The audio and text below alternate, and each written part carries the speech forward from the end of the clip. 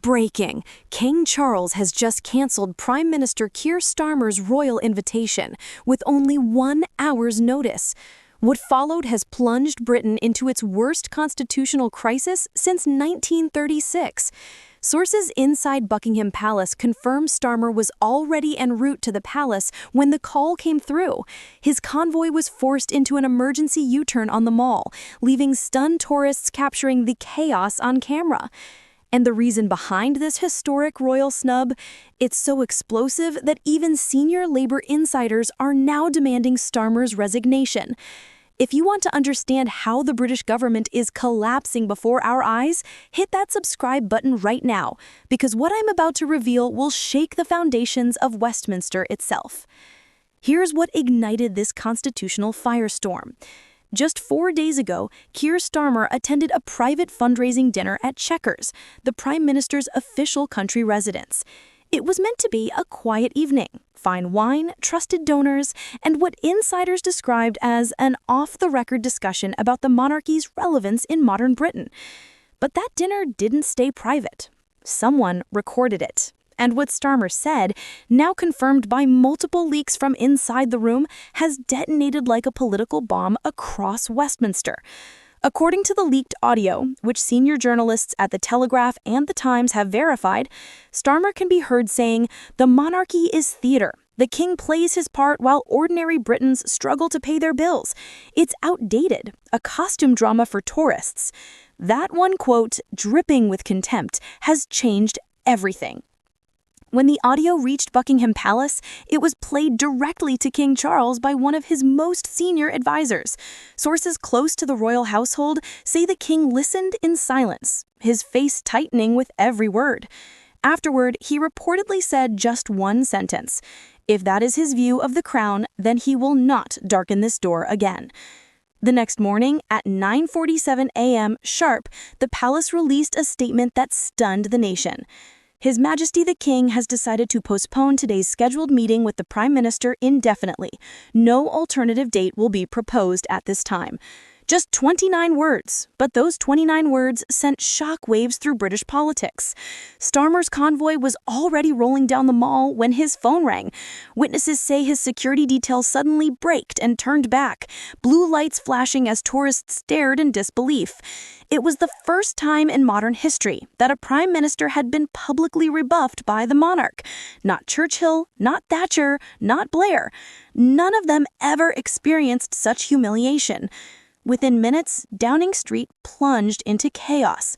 Cabinet ministers scrambled between offices, aides shouted down corridors, and phones rang nonstop as the press demanded answers. Starmer's press secretary appeared before cameras, pale and trembling. "The Prime Minister respects His Majesty's decision and looks forward to rescheduling," she muttered before bolting off stage. But inside number 10, the atmosphere was explosive. According to multiple staffers, Starmer stormed back into his office furious, shouting that the king had no right to cancel an audience with the elected head of government. "He works for Parliament, not the other way around," he screamed, slamming his fist on the desk. One aide later told The Guardian, "We'd never seen him like that. He wasn't angry, he was unhinged." Deputy Prime Minister Angela Rayner tried to calm him down, urging restraint, but Starmer reportedly turned on her too. "You're all weak. You bow and scrape to a man in a crown while Britain burns." For a moment, the room fell silent. Ministers exchanged looks, the kind that say what no one dares to speak out loud. This is the beginning of the end. But the worst was still to come. At 3:15 p.m., Starmer called an emergency meeting in his private study. Only his most trusted advisors were allowed in. The doors were locked. What happened inside that room has become the stuff of political legend. For nearly 2 hours, voices could be heard through the walls, raised, panicked, desperate. According to a senior advisor who later spoke anonymously to The Sun, Starmer proposed something that left everyone in shock. He wanted his legal team to explore whether the king's constitutional powers could be contested in court, a judicial review of royal prerogative. It would have been the first time in British history that a sitting prime minister sought to sue the crown. It wasn't strategy, it was madness. Total meltdown. Under Britain's unwritten constitution, the monarch's powers aren't codified by law. They exist through centuries of tradition and mutual respect. To question that balance isn't just radical, it's borderline treasonous. And that word, treason, has already started echoing through Westminster's corridors. Meanwhile, public anger is reaching fever pitch. Veterans who served under Queen Elizabeth feel betrayed. Michael Patterson, a 72-year-old former Royal Marine, told ITV News through tears, "I wore the uniform. I saluted the flag. Now I can't get a hospital bed while the government picks fights with the king." His story isn't unique. Over 180,000 veterans are still on NHS waiting lists, struggling for surgeries and mental health care, while ministers enjoy taxpayer-funded private healthcare packages. The optics are catastrophic. And to make matters worse, Starmer's government quietly rejected a $340 million proposal last week that would have expanded healthcare support for veterans, a plan backed by MPs from all major parties. Instead, the same week, Parliament approved $180 million for diversity and inclusion initiatives across government departments. The outrage has been volcanic.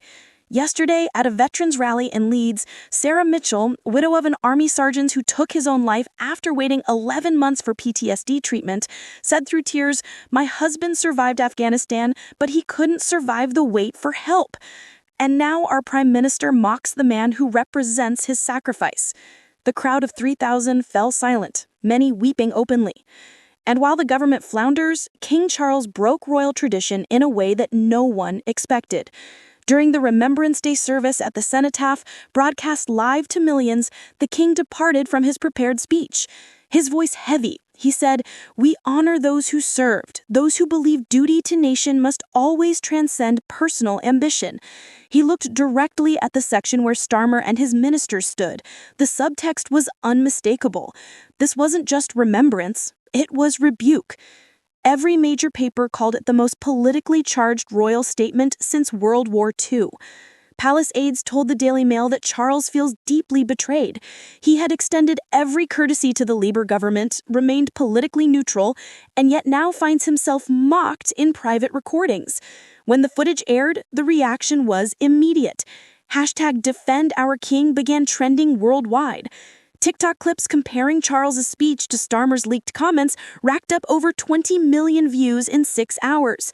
For the first time in decades, Britain's monarch looked strong, and its prime minister looked finished.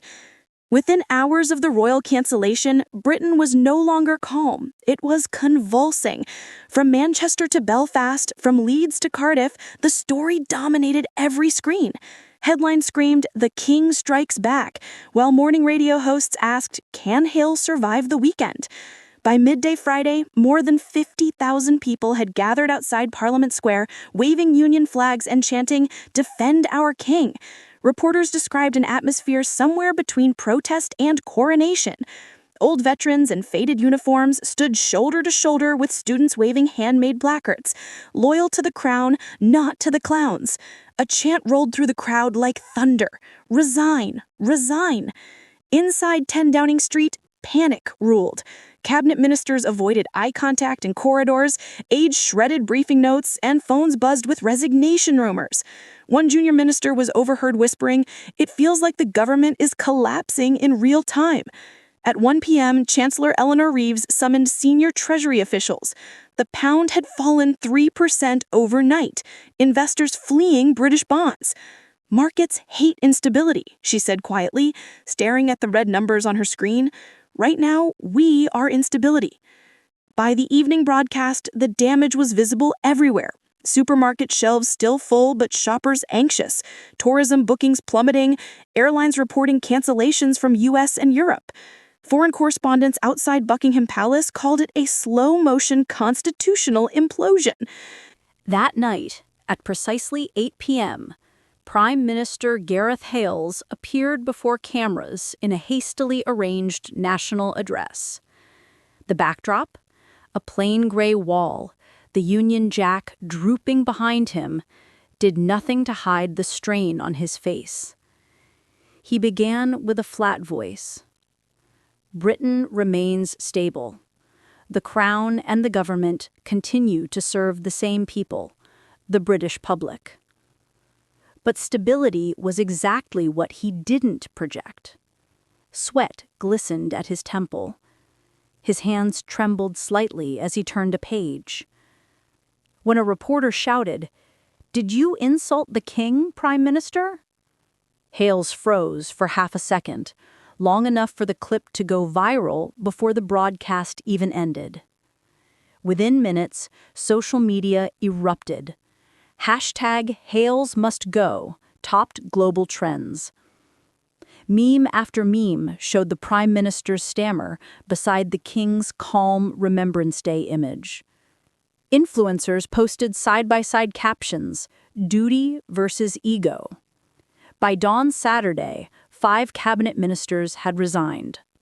Transport Secretary Louise Hay wrote, "I cannot serve a leader who shows contempt for the institutions that bind us together."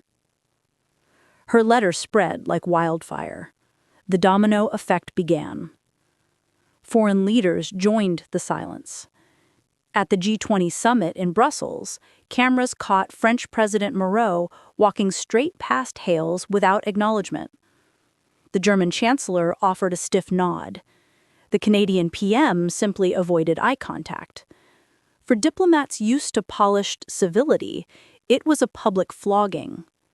Analysts warned Britain's soft power, its reputation for composure, was evaporating. Dr. Amanda Foster of the London School of Economics told BBC World, "The United Kingdom's greatest export has always been stability. Right now, it's exporting chaos." Meanwhile, inside the ruling Unity Party, rebellion turned open. Group chats titled "New Direction" and "After Hales" filled with MPs tallying votes of no confidence. Deputy Leader Angela Raynes met privately with backbenchers, assuring them she could steady the ship. Her allies briefed journalists that she embodied loyalty without lunacy. At 2 a.m. Sunday, a second bombshell dropped. The Daily Record published internal memos from the Prime Minister's strategy unit, documents suggesting that the Chequers dinner had been part of a deliberate plan to test constitutional reform scenarios. In one line, staff were instructed to gauge donor reaction to reducing ceremonial access between the monarch and cabinet. That leak destroyed the last thread of defense. It proved Hales's remarks weren't careless words at a dinner table. They were policy experiments. By breakfast, even loyal tabloids turned. The Herald's headline read, "The PM who played with the crown." Across the nation, commentators began using a phrase unseen since the 1930s, constitutional crisis. Editorials questioned whether the king might be forced to act under reserve powers, the ancient, almost mythical authorities allowing a monarch to dismiss a prime minister in extreme circumstances. The palace refused comment, but courtiers were seen entering late-night meetings at Clarence House. At noon, King Edward IX emerged briefly to greet veterans outside St. James Palace. When a reporter shouted, "Your Majesty, have you spoken to the Prime Minister?" the king paused. He smiled faintly and said, "I have nothing further to add." That single sentence, calm and cutting, led every news bulletin for the next 12 hours. By evening, Britain felt suspended between past and future, its government adrift, its monarch resolute, its people divided, yet united in disbelief. Outside Westminster, candlelight vigils turned into chants, patriotic hymns mixed with angry slogans. For many, it was no longer about politics at all. It was about identity. Who speaks for Britain, the elected or the eternal? And somewhere inside Number 10, Gareth Hales watched the flames of protest reflecting off the windows and whispered to no one in particular, They've turned me into the villain of my own country. By the dawn of Monday, the storm had reached its peak. For 72 hours, Britain had lived inside history, each headline heavier than the last. Across the Thames, helicopters hovered over Westminster like circling vultures, their searchlights slicing through the fog. Inside number 10, the Prime Minister sat alone in the cabinet room, a single lamp burning. Stacks of resignation letters lay on the polished oak table, silent indictments from a government unraveling. Aides whispered outside the door, afraid to enter. Then, at 6:45 a.m., came the sealed envelope. Delivered by a royal messenger, it bore the king's insignia, a golden crown pressed into red mole wax. For a moment, the entire building seemed to hold its breath. Hales broke the seal. The letter was brief, no more than 3 sentences. Its tone was polite, its meaning devastating. It invited the Prime Minister to Buckingham Palace to discuss the continuity of government under current constitutional expectations. The phrase was formal. Everyone in Britain knew what it meant. By noon, the motorcade rolled once again down the Mall, this time in silence. Crowds lined the road, but there were no cheers, no jeers, just a strange stillness. People filmed with trembling hands, aware they might be witnessing the last act of a government. Outside these gates, soldiers in scarlet uniforms stood unmoving. Inside, the king waited in the white drawing room, framed by portraits of ancestors who had faced wars, rebellions, abdications. Now history asked him to act once more. When Hales entered, he bowed, not as a politician, but as a man stripped of power's illusion.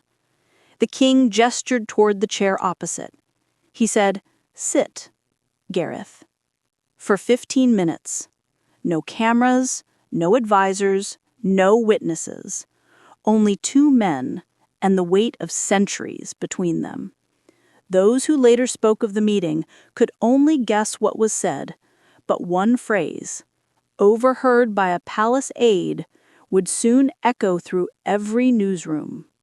Leadership is not the same as possession. At 2 p.m., the Prime Minister's black car left Buckingham Palace for the last time. By 2:15, his resignation letter was on the Speaker's desk. By 2:30, news channels declared it official. Prime Minister Gareth Hales resigns amid royal crisis. But even as the political dust began to settle, something deeper stirred across the nation.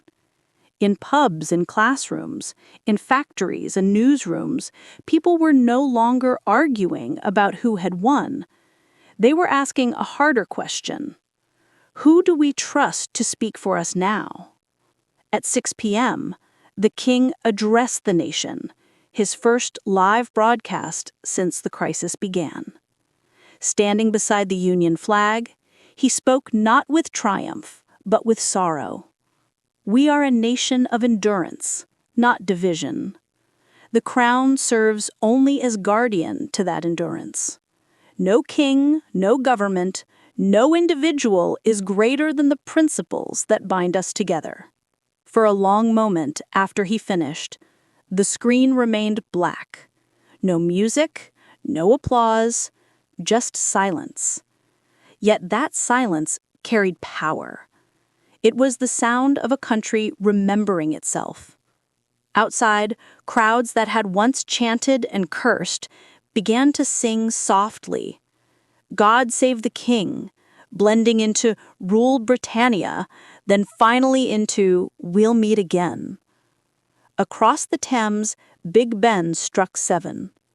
The air was cold, still, and strangely clean. And somewhere in the crowd, a child asked his mother, "Mom, does this mean the king's in charge now?" She smiled faintly, her eyes on the palace illuminated against the twilight. "No, love," she said. "It means we still are." But as the cameras panned out, a single figure stood at a distant balcony in Whitehall. Angela Raines, the deputy who had quietly orchestrated the rebellion. Her phone buzzed with a new message. "The king requests a private audience tomorrow at 9. At the heart of this unprecedented crisis stands Prime Minister Gareth Hales, a leader who now appears cornered, abandoned, and on the edge of political extinction. So here's the question everyone's asking. Does Hales survive the week? Or has King Edward IX just ended a premiership with a single letter? Could Britain truly be heading toward its most unpredictable election in living memory? What do you think happens next? Drop your thoughts in the comments below. We read every single one. And if this story shook you as much as it shook us, share it with everyone who deserves to know what's really happening behind the palace gates.